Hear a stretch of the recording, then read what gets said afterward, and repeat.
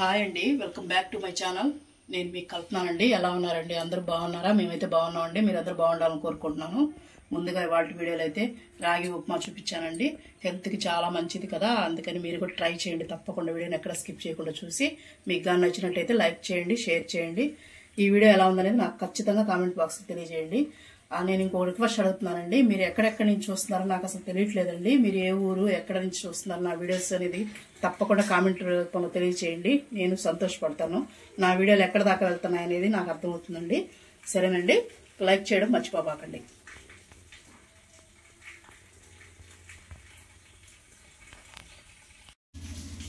చూడండి మా ఎలా ఉందని మీకు చూపిస్తున్నాను. నేను చూసారు కదా ఎలా ఉందో.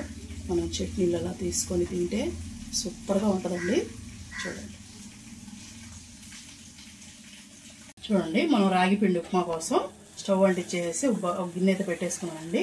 ఇదిగోండి ఒక గ్లాసు. నేను ఇదే గ్లాసులో కొలతలు తీసుకుంటున్నానండి, అందుకని చూపిస్తున్నాను మీకు. 2,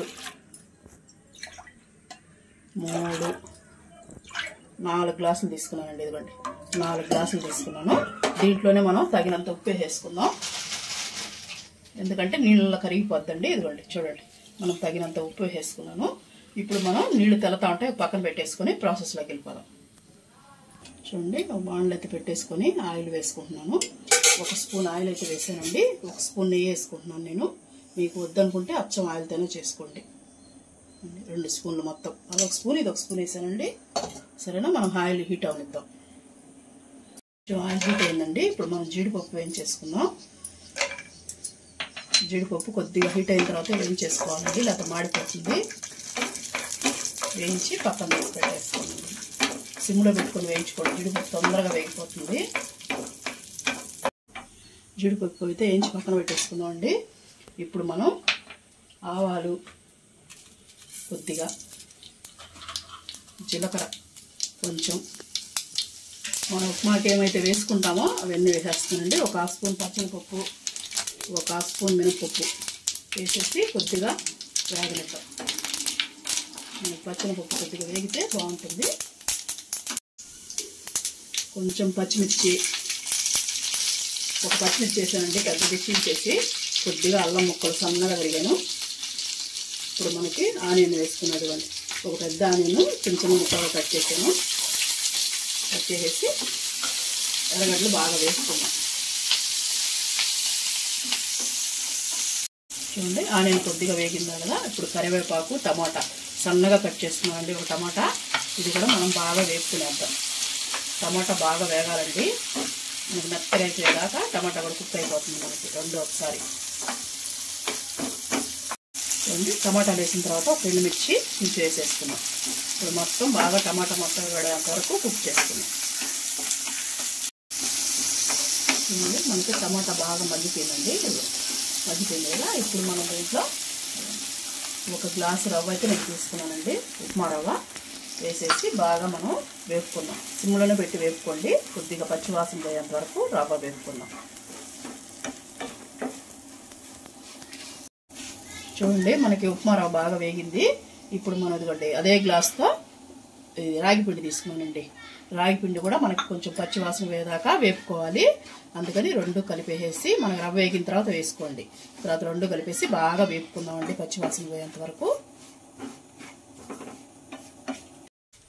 చూడండి మనకి బాగా వేగిపోయిందండి.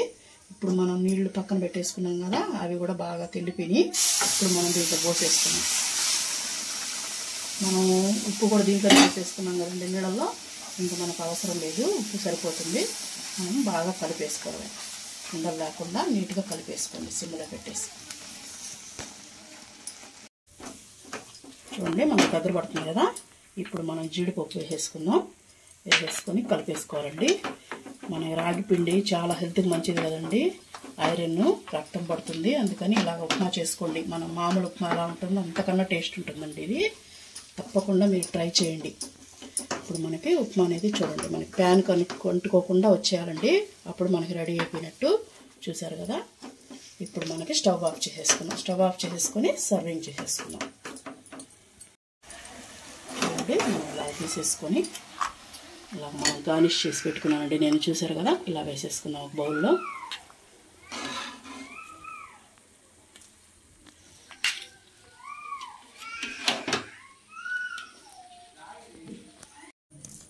చూడండి ఇలా గంటి తీసేసుకొని మనం ఇలా అలా అనేసామంటే నీట్గా అయిపోతుందండి. ఇప్పుడు మనం మౌల్డ్ చేసుకుందాం ప్లేట్లోకి. చూడండి ఎలా ఉందో, కలర్ఫుల్గా ఉంది కదండి రాగి ఉప్మా. ఇప్పుడు మనం పల్లి చట్నీ అండి, పల్లి చట్నీతో కానీ తిన్నామంటే చాలా బాగుంటుంది. తప్పకుండా మీరు ట్రై చేయండి. చాలా మంచిది, మీరు రాగితో చేస్తాం కదా. చూసారు కదా ఎంత బాగుందో. ఇలాంటి వీడియో అయితే ఇదేనండి. మీకు కానీ నచ్చినట్టయితే లైక్ చేయండి, షేర్ చేయండి, కామెంట్ చేయండి.